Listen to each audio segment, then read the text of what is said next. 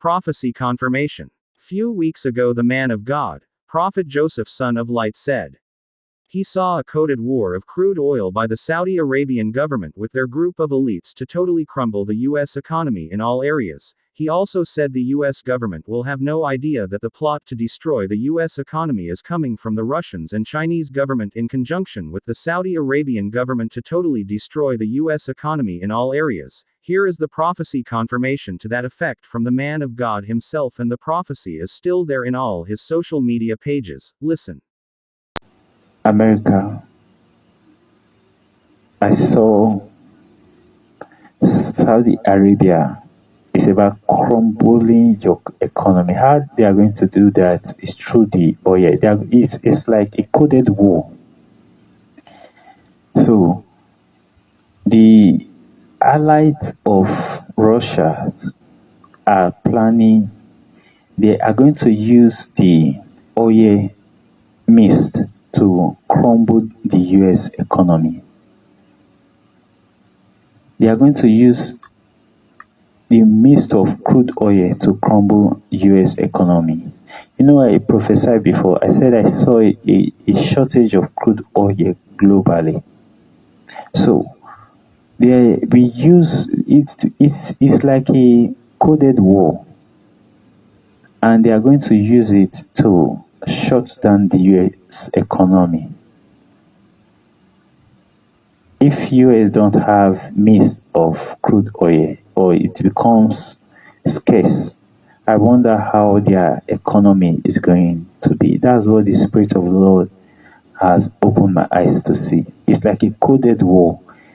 US will not know that they are deliberately doing it, but they are purposely doing it just to destroy the US economy, even the Europe economy. So there's going to be shortage of crude oil, but before that time, the allies of Russia, Saudi Arabia, and the rest of them, they are going to plan a mist to crumble the US economy through this mist of crude oil. So, US, if you have any alternative to boost the economy without the crude oil, or if you have any means you can get crude oil, you have to work more on that, because I see Saudi Arabia planning a coded war by using crude oil to destroy your economy, the US economy.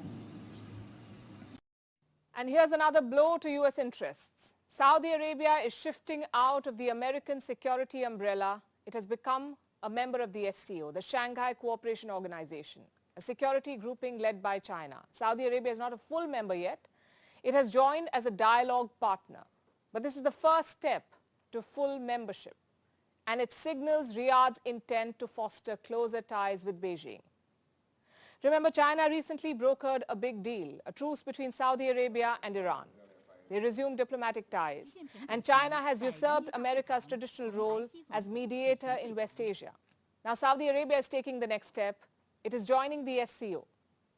To understand what it means, let's first understand the SCO. It's a security bloc, but it's not a uniform bloc. The SCO has 8 full members: China, Russia, India, Pakistan, and some Central Asian countries.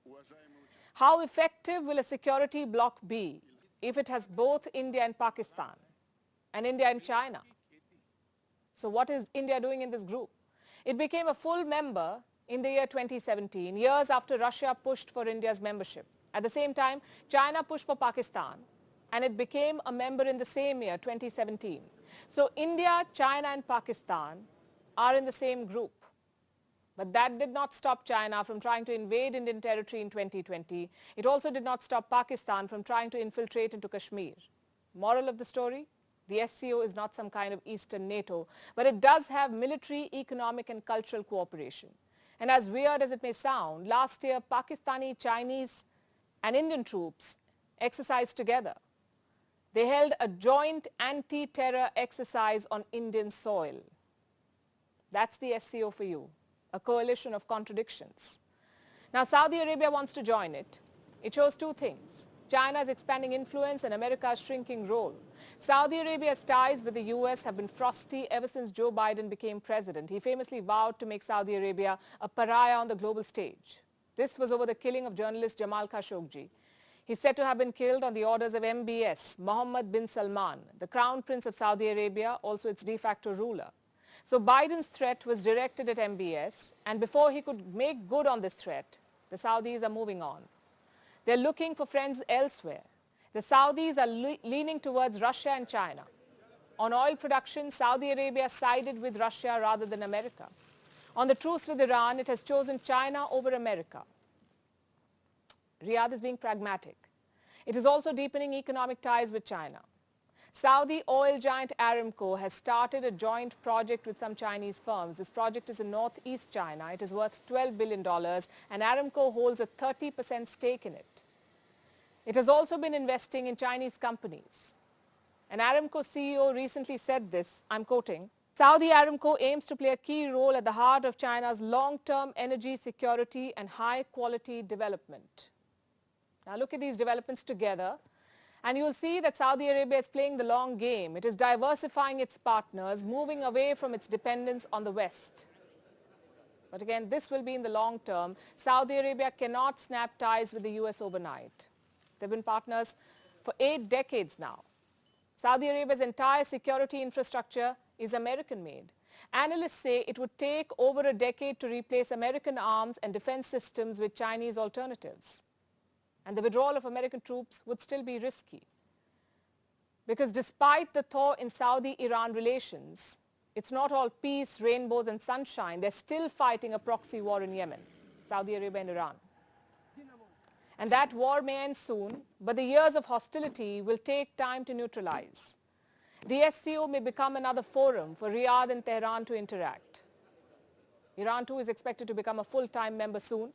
So the West Asian rivals could use the SCO to find common ground. But again, mending ties will take time. Riyadh's move today is basically a signal to the Americans that the clock has started ticking on American hegemony in West Asia. So President Biden is going around the world asking other countries to pump more gas to replace Russia's, right? Unfortunately, some of the countries that could help America apparently won't pick up the phone. As Americans watch gas prices rise, the Biden administration is now looking at importing oil from hostile countries, but it's not going so well. The Wall Street Journal reports President Biden tried to call the leaders of Saudi Arabia and the United Arab Emirates, but they would not take his call. You have got to be kidding me. Apparently Saudi Arabia won't even pick up the phone for the President of the United States. I mean, look, I know it's hard to arrange those calls. You know, Riyadh is 8 hours ahead. Biden is asleep by 4 p.m. It's a narrow window to make it work. But still, that must have been really embarrassing for Biden. And you know what? You can say what you want, but this would have never happened to Donald Trump. Never. No one was ever ignoring Donald Trump's calls. Yeah, because if you ignored Donald Trump's calls, you didn't know how he would respond. I'm still in America. Things are really heating up. Do you know who this is? That is Vladimir Putin with the leader of China. Just weeks after Vladimir Putin has been charged with war crimes, China's leader Xi Jinping has flown over to Russia to sign numerous paperworks. But listen to this paperwork and alliance that was formed. Both China and Russia are boycotting the American dollar. If you didn't know by now, both of those countries are a part of the BRICS alliance. And they have met to strengthen that alliance even further. Do you know who else wants to now join those BRICS nations? Saudi Arabia. And who is one of the biggest producers of oil and provisions of energy in that form to the United States of America? Saudi Arabia. And even more interestingly, Saudi Arabia and Iran are sworn enemies. It's been over 7 years the countries have severed ties completely. But last Friday, because China has managed to secure a peace deal between these two countries, It was announced that reconciliation has finally been successful. America couldn't do that. Previous attempts over the last 7 years to reconcile these two countries were unsuccessful until 4 days of peace talks with China at the table. What was the result of that, you asked? Saudi Arabia is saying to hell with the petrodollar. So dollar is the currency used in transacting oil and paying for the oil that they are exporting, importing between countries. Saudi Arabia has agreed for the use of the Chinese yuan to pay for their oil. Like, do you get what's happening here? Any country that is going to Saudi Arabia for their oil, they don't even have to pay in US dollars. They could pay in Chinese yuan. So that power and dominance that America wield over countries that are indebted to them, which is quite a lot, they can't use their currency to lord themselves over people anymore because it is losing its power. While the markets are showing that Russia and China are buying a whole lot of gold, it's clear that the BRICS alliance, that's Brazil, Russia, India, China, and South Africa, they are preparing to make the dream of a currency backed by gold a reality, a direct threat to the American dollar. So of course America wants to go to war with Russia, but Ukraine is the scapegoat.